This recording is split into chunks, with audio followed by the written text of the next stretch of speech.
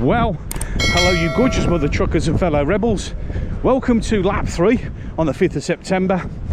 Drizzle's still going, getting a little bit more busier with dog walkers, and as you heard on the previous video, the airport suddenly come to life. I don't know what reason. Afternoon flights. So October is going to be, end of October is going to be, well, the budget of death. Let's be brutally honest, because you're already getting the rumblings of what could or could happen, or may not happen. And remember that everything I'm about to talk to you about has to be taken with a pinch of salt, because rumours are abound.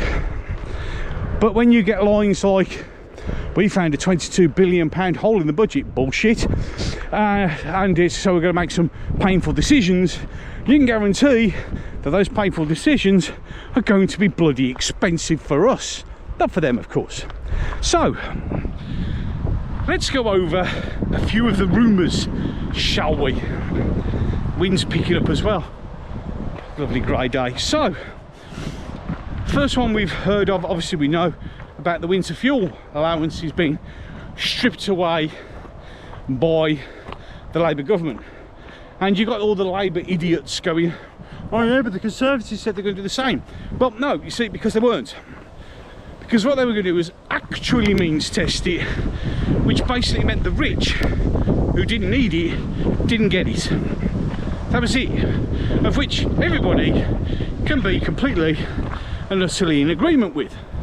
If you're earning a shitload of money or you're very rich, you don't need a winter fuel allowance. Simple as that. And also in reality, it shouldn't be paid out to each person in the house, because if you're both in the same house using the same power, so you should only get it once. That's how it should have been done. But no, what they wanted to do is what they did, which is basically condemn millions of old age pensioners to freeze to death, because clearly the COVID and the injections, my god it's noisy today at the airport, and the injections didn't finish enough of them off. So they're going to do that. But there's also talk, I can't believe how noisy the planes are today. That's landing, reverse thrust, understandable. So they've also, it's been muted, talking about charging old people national insurance.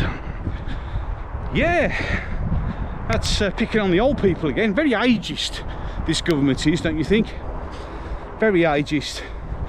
And then there's also, what was the other thing they were talking about doing? Oh yeah, raising the retirement age to neon 70 years old. So people are never going to retire. You're just going to be worked to the ground, and then when you, if you're lucky enough to survive to retirement age, you're going to get a pittance and probably freeze to death, because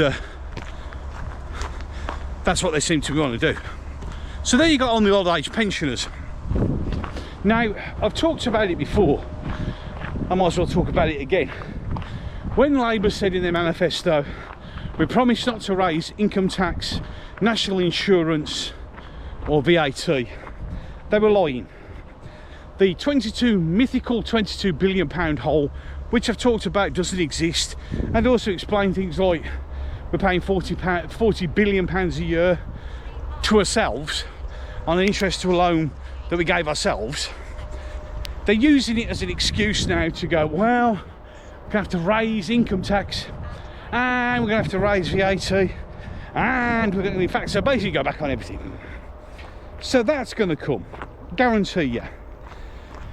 There's also a talk of Angela Rayner, who gained over £50,000 from selling her council house, that she's going to remove that you won't have the right to buy anymore, because, well, why should you? Because the council hasn't got enough houses. Well, it's not the people who are buying the houses that are the problem, it's the fact the councils and the governments, all of them, haven't built any more houses. And those houses that you are going to build, that you scream that you're going to build, you've also said are going to put British people down the bottom of the list, basically, and those freshly arriving and criminals and God knows what else get above us. That's good. Let's just check our 6. 6 is clear, always check. So that's going, which would be nice. Oh, and then there's the getting rid of the 25% discount for single people off the council tax. Wow, that's nice. Because why should they get a discount? Well, I mean, that's going to affect mainly old people again. Very ageist, this government.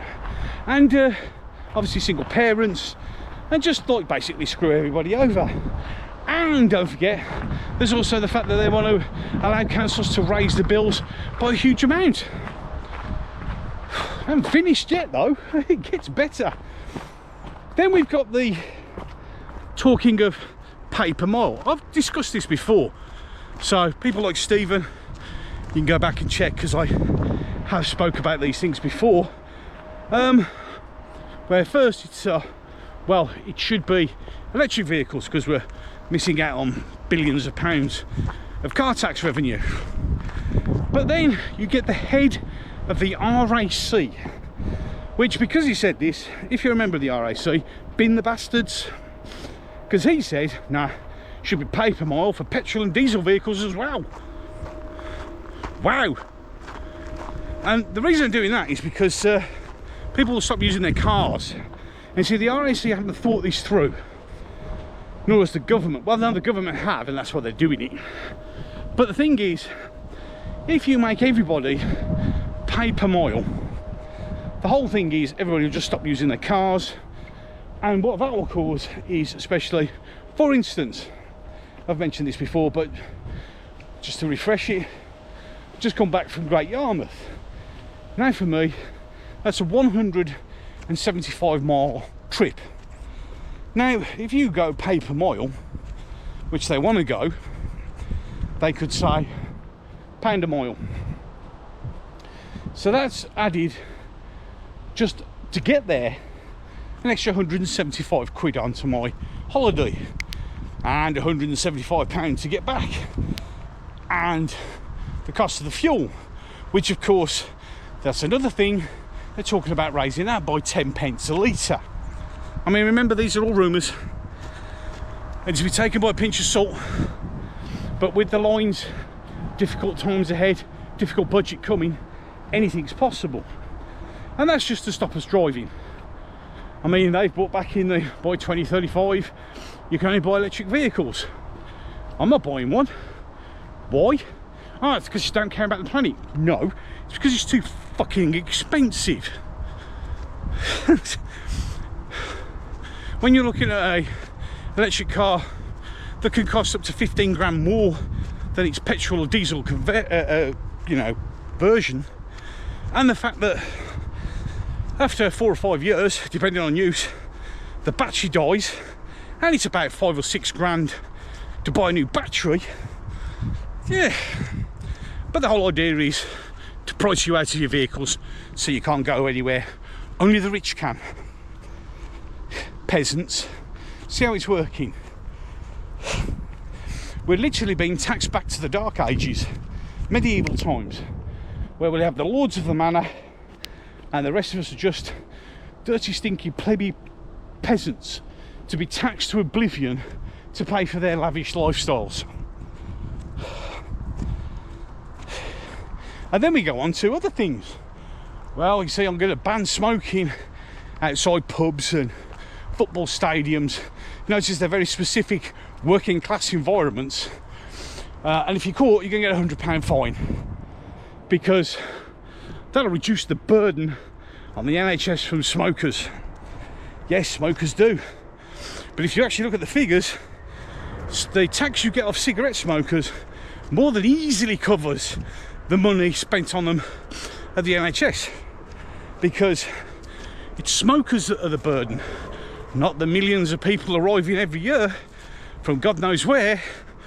And we're having to spend at the moment £8.6 billion a year to house them, and Angela Rayner and the Labour government are going to build thousands of homes for them. We're basically being priced out and lied to. So the only reason we're getting rid of smoking, even though one of the ministers went, it's not this, is to destroy hospitality. Because in reality, when it all boils down to it, all good rebellions have started in public houses where people can get together, drink in a hushed room or a noisy room and talk without being monitored. Get rid of pubs, get rid of clubs, get rid of going to the football, drive you all on social media, all onto the internet, where it can all be monitored, so no rebellion can go. We've already seen how this Labour government deals with any dissent, like leads nicely on to the next one, which is actually happening, which is they've increased the fines for taking your children out of school to go on holiday. Now, one of my daughters didn't have a single day off school in her entire educational experience. Not one day, which is a achievement, no doubt. She left with absolutely fuck all. She didn't pass a single exam. Now they say going out of school makes you suffer academically. But I've got proof that it doesn't. Utter bullshit. But now, because parents go, it's still cheaper. It's still cheaper for me to go out of term and pay the fine. Now what they want to propose is taking you to court, which will lead to imprisonment for having the audacity to go on holiday when you fucking want to. Again, another example of how this Labour government's solution to you not doing as you're told is to imprison you. Well, unless you, of course, are part of a protected minority or their friends, doesn't count then, does it?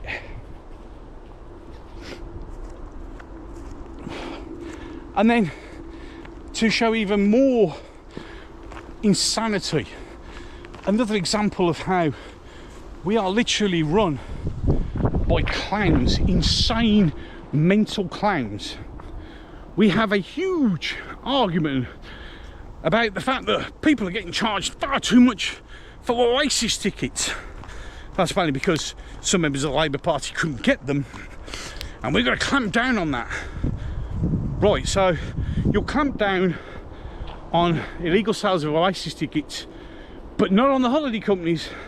That's 50%, in some cases 60 or 70% increase on their holidays in the 6 weeks holiday expense in the 6 weeks holiday, the school holidays.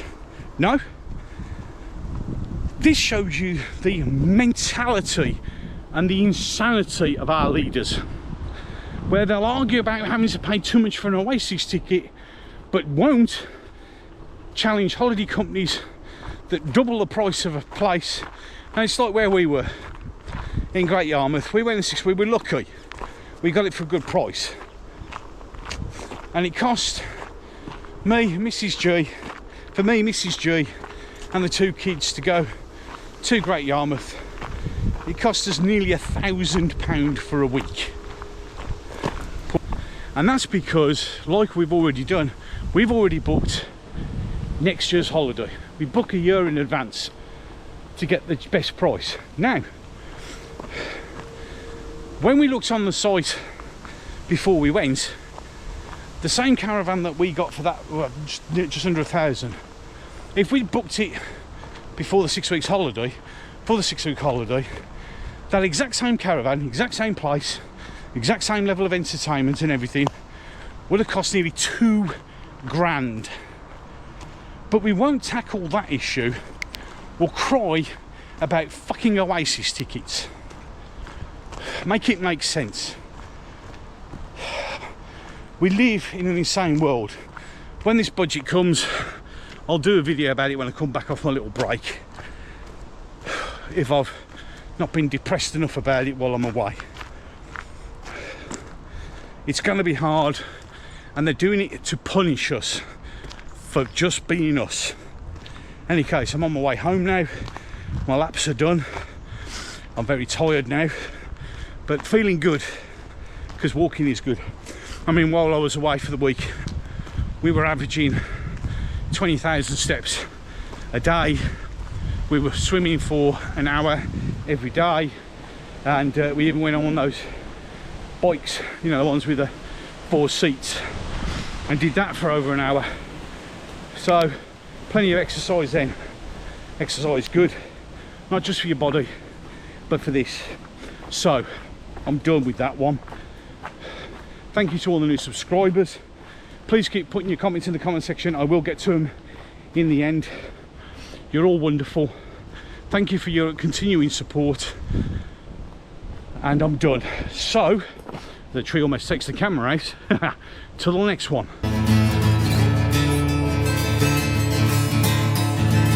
This once great nation, eroded by time, with its crushed